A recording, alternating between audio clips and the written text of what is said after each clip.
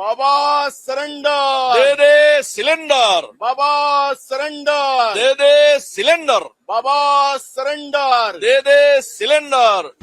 या सगळ्या परिस्थितीमध्ये जे सरेंडर झालेलं आहे अमेरिकेला, इस्रायलला जे सरेंडर झालेलं आहे, त्याच्यामुळे एप्स्टीन फाईलचा परिणाम, यांच्या पापाचा परिणाम हा आता सामान्य लोकांना भोगावा लागत आहे.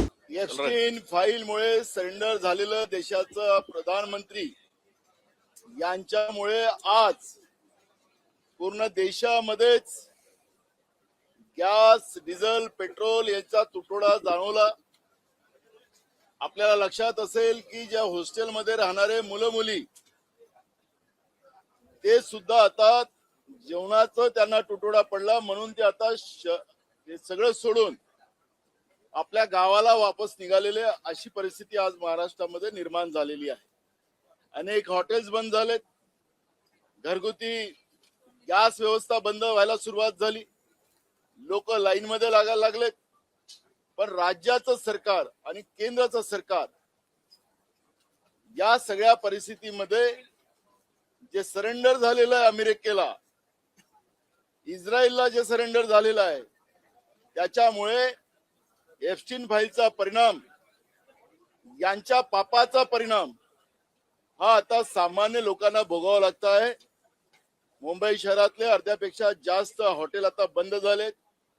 कामगार सुद्धा त्या ठिकाणी जे काम करणारे होते त्यांच्यावरही उपासमारीची पाळी आली आणि सरकार अजूनही झोपलेलं आहे, निद्रावस्थेत आहे.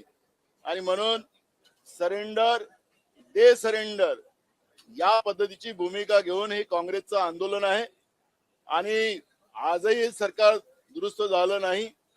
यांनी कोणाच्या हातपाय पळायचे आहेत त्यांनी पळाव्यात, कारण की हे एप्स्टीन फाईलच्या परिणामामुळे, यांच्या पापामुळे जनतेला या पद्धतीचं वाऱ्यावर सुटता येणार नाही, ही भूमिका आमची आहे.